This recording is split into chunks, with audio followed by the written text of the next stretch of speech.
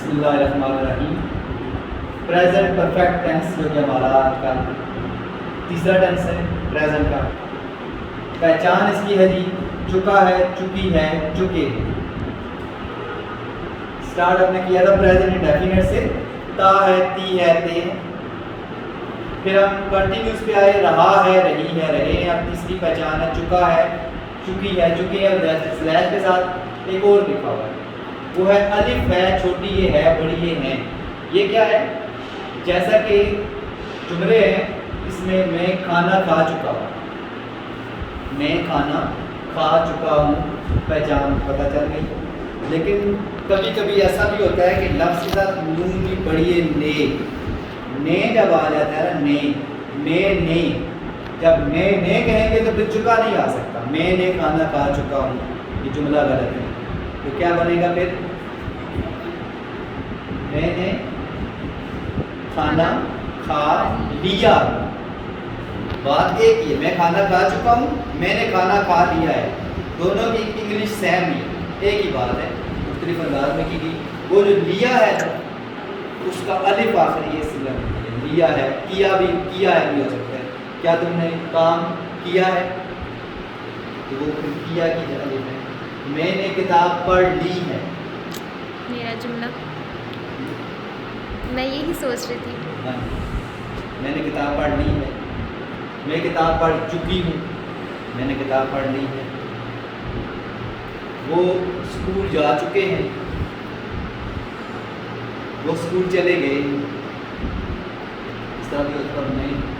ने यहाँ पे मैं मिसालें भी दूंगा, ने के साथ आता है। तरतीब हमें पता है,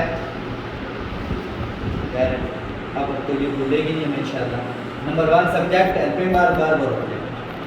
बस ये चारों की तरतीब वही है, सिर्फ आपने ये चेंज कर देना है। अब आपके हेल्पिंग वर्ब आपकी पहचान भी बढ़ती जा रही है उर्दू में, और इंग्लिश में पहचान मैंने बताया था कि वो हेल्पिंग वर्ब होती है। तो अब आपसे कोई पूछे कि प्रेजेंट इंडेफिनिट के हेल्पिंग वर्ब क्या है, तो आप बताएंगे डू और डज। अगर कोई पूछे इज, एम, आर किसके हेल्पिंग वर्ब है, किस टेंस के, तो आप बताएंगे प्रेजेंट कंटिन्यूस। और प्रेजेंट परफेक्ट के हैं हैज़ और हैड, दो, हैज़ और हैड। अब हैज़ किसके साथ, हैव किसके साथ?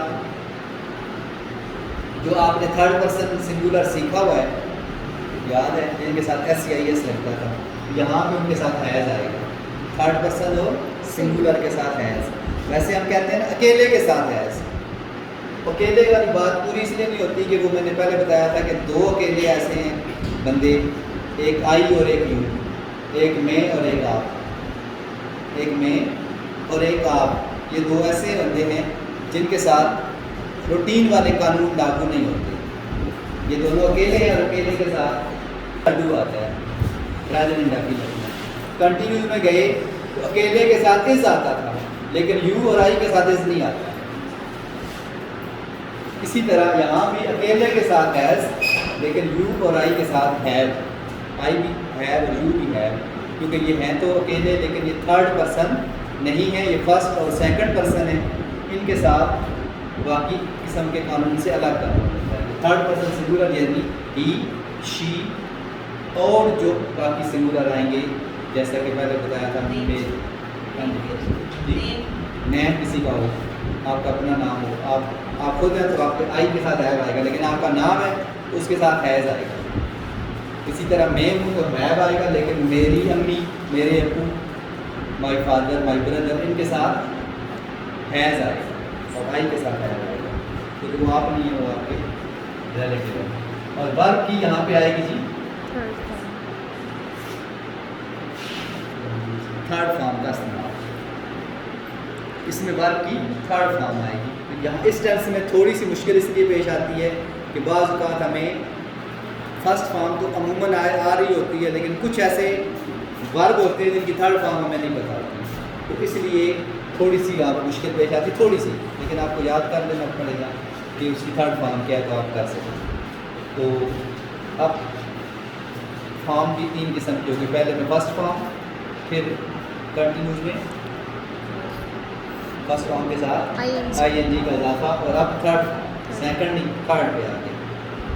और थर्ड फॉर्म भी आपको बता दूँ जाते जाते, यानी अगर जुमला बनाने से पहले कि थर्ड फॉर्म टोटल टेंसेस में से 3 में आती है। टोटल 12 टेंसेस हैं, 12 में से मैंने बताया काम नहीं करता,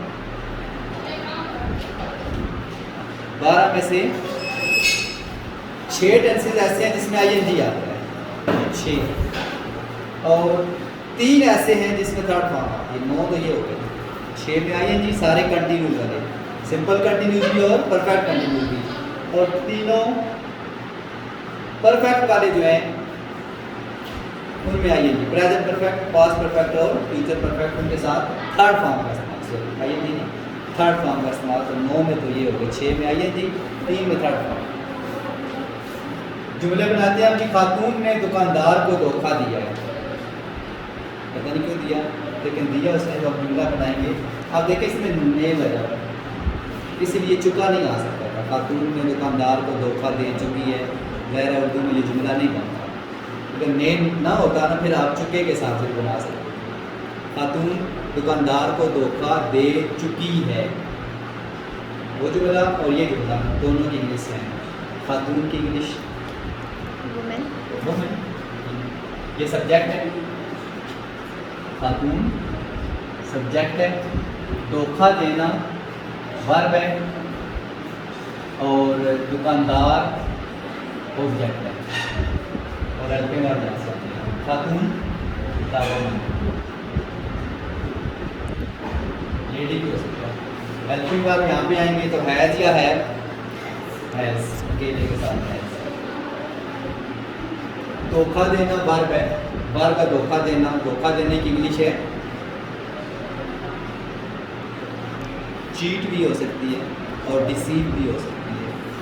डिसीव धोखा देना, चीट भी धोखा देना, जो आपको सही लगे दोनों आ सकते हैं। चीट लिख लें, और चीट की थर्ड फॉर्म चीटेड, ईडी, ज़्यादातर ईडी, चीटेड, या डिसीव होगा तो डिसीव्ड, थर्ड फॉर्म है। इसको ऑब्जेक्ट कौन है? The shop keeper. तुम इनाम हासिल नहीं कर चुके, इसका सब्जेक्ट है तुम की इंग्लिश है यू, और यू के साथ क्या आएगा? है। ये तरतीब में हम लिखेंगे, ये सब्जेक्ट है, ये वर्ब है, इसका वर्ब है हासिल करना, अचीव,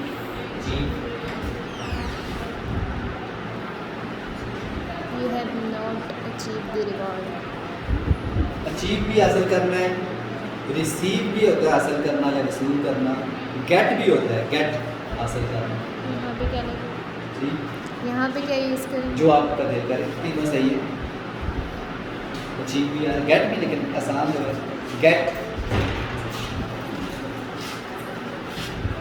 गेट की फॉर्म्स हैं गेट, गॉट, गॉटन, लेकिन अब जो जदीद इस्तेलाह है उसमें गॉटन की बजाय वो जो EEN वाले में ख़त्म करके सेकंड कोई थर्ड मान लिया जाता है, गेट, गॉट, गॉट। और अगर आप अचीव लिखते हैं, रिसीव लिखते हैं, ED है, वो भी मेरा ED आएगा। यहाँ पे नॉट भी आएगा, not, यू हैव नॉट, ये अपनी बात के साथ ही आएगा। गॉट लिखना, third form got, you have not got the इनाम, रिवॉर्ड, अवार्ड या प्राइज। क्या वो अपनी नई किताब शाया कर चुका है, इसमें सब्जेक्ट है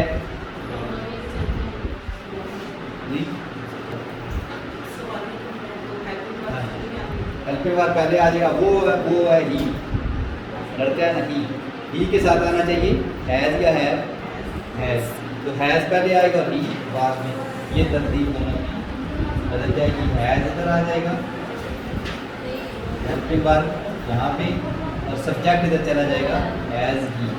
क्या हो, अब वर्ब देख लें, वर्ब देख लें, पब्लिश्ड, पब्लिश, शाया करना, पब्लिश, लेकिन ED का इजाफा होगा पब्लिश्ड, हैज़ ही पब्लिश्ड, था वो शाया कर चुका है। The new- अपनी नई किताब, अपनी नई किताब, नई किताब न्यू बुक, अपनी की जो अभी वजाहत की थी पहले His. ई के मुताबिक his new book, His name. अपने की इंग्लिश सब्जेक्ट के मुताबिक आ जाएगी अगर ही या हिज आ गया हिज न्यू बुक। ये बोतल किसने तोड़ी है आखिरी है। इसमें डबल सवाल ये जैसा कि बताया था कि किसने, ये एक डबल सवाल है। क्या शुरू में आया सिंगल सवाल है, दरमियान में क्या, कौन, कब, कैसे, किसने, कहाँ, ये आ जाए तो डबल सवाल है। इसकी इंग्लिश पहले आती है और हेल्पिंग वर्ब भी पहले आता है। तो किसने, Who. यहाँ पे हु के मानों में, कौन के मानों में आएगा। वैसे ये कौन ही था लेकिन ने लग गया तो कौन ने तो नहीं हो सकता, इसलिए किसने लिखा। ये बोतल कौन तोड़ चुका है, इस तरह भी हो सकता है। ये बोतल कौन तोड़ चुका है, ये बोतल किसने तोड़ी है, एक ही बात है। हु चुके एक्स्ट्रा से बाहर आएगा और ये इसी तरतीब में। अच्छा हु जब आया तो वो सब्जेक्ट खत्म हो गया, तो हु का मतलब ये ना किसने तोड़ी, पूछ रहे हैं, वो सब्जेक्ट वगैरह इसमें नहीं होगा, इसलिए आप उस सब्जेक्ट की जगह कुछ नहीं लिखेंगे।